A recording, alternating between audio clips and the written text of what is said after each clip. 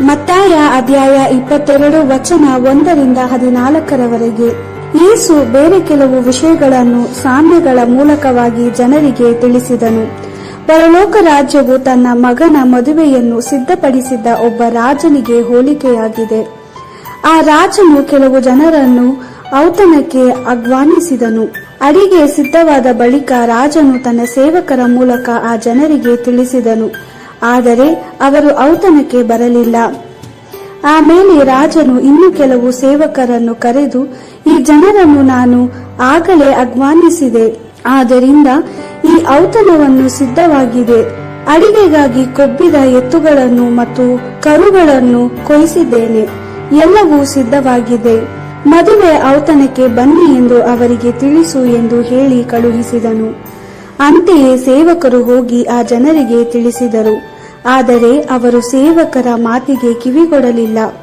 ಒಬ್ಬನು ತನ್ನ ಹೊಲದಲ್ಲಿ ಕೆಲಸ ಮಾಡಲು ಹೊರಟು ಹೋದನು, ಬೇರೊಬ್ಬನು ತನ್ನ ವ್ಯಾಪಾರಕ್ಕೆ ಹೊರಟು ಹೋದನು.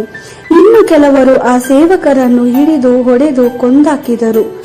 ಆಗ ರಾಜನು ಬಹು ಕೋಪಗೊಂಡು ತನ್ನ ಸೈನ್ಯವನ್ನು ಕಳುಹಿಸಿ ಆ ಕೊಲೆಗಾರರನ್ನು ಕೊಲ್ಲಿಸಿದನು ಮತ್ತು ಅವರ ಪಟ್ಟಣವನ್ನು ಸುಟ್ಟು ಹಾಕಿಸಿದನು. ಬಳಿಕ ರಾಜನು ತನ್ನ ಸೇವಕರಿಗೆ, ಮದುವೆ ಊಟ ಸಿದ್ಧವಾಗಿದೆ. ನಾನು ಆಹ್ವಾನಿಸಿದ ಜನರು ಊಟಕ್ಕೆ ಬರುವಷ್ಟು ಒಳ್ಳೆಯವರಾಗಿರಲಿಲ್ಲ. ಆದ್ದರಿಂದ ಬೀದಿಯ ಮೂಲೆ ಮೂಲೆಗಳಿಗೆ ಹೋಗಿ ನೀವು ಕಂಡ ಜನರನ್ನೆಲ್ಲ ಔತಣಕ್ಕೆ ಆಹ್ವಾನಿಸಿರಿ ಎಂದನು. ಅಂತೆಯೇ ಸೇವಕರು ಬೀದಿ ಬೀದಿಗಳಿಗೆ ಹೋಗಿ ತಾವು ಕಂಡ ಜನರನ್ನೆಲ್ಲ ಒಳ್ಳೆಯವರು ಕೆಟ್ಟವರು ಎನ್ನದೆ ಒಟ್ಟುಗೂಡಿಸಿ ಊಟ ಸಿದ್ಧವಾಗಿದ್ದ ಸ್ಥಳಕ್ಕೆ ಕರೆತಂದರು. ಆ ಸ್ಥಳವು ಜನರಿಂದ ತುಂಬಿ ಹೋಯಿತು. ಆಗ ರಾಜನು ಜನರನ್ನೆಲ್ಲ ನೋಡಲು ಒಳಕ್ಕೆ ಬಂದನು. ಮದುವೆಗೆ ಯೋಗ್ಯವಾದ ಬಟ್ಟೆಯನ್ನು ಧರಿಸಿಕೊಂಡಿಲ್ಲದ ಒಬ್ಬ ಮನುಷ್ಯನನ್ನು ರಾಜನು ಕಂಡು, ಸ್ನೇಹಿತನೇ, ನೀನು ಒಳಗೆ ಹೇಗೆ ಬಂದೆ? ನೀನು ಮದುವೆಗೆ ಯೋಗ್ಯವಾದ ಬಟ್ಟೆಯನ್ನು ಧರಿಸಿಕೊಂಡಿಲ್ಲವಲ್ಲ ಅಂದನು. ಆದರೆ ಅವನು ಉತ್ತರ ನೀಡಲಿಲ್ಲ.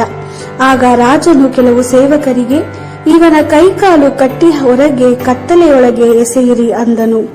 ಆ ಸ್ಥಳದಲ್ಲಿ ಜನರು ಗೋಳಾಡುತ್ತಾ ಬಾಧೆಯಿಂದ ತಮ್ಮ ಹಲ್ಲುಗಳನ್ನು ಕಡಿಯುತ್ತಿರುವರು. ಹೌದು, ಆಹ್ವಾನಿಸಲ್ಪಟ್ಟವರು ಅನೇಕರಾದರೂ ಆರಿಸಲ್ಪಟ್ಟವರು ಕೆಲವರು ಮಾತ್ರ. ದೇವರ ವಾಕ್ಯವಿದು.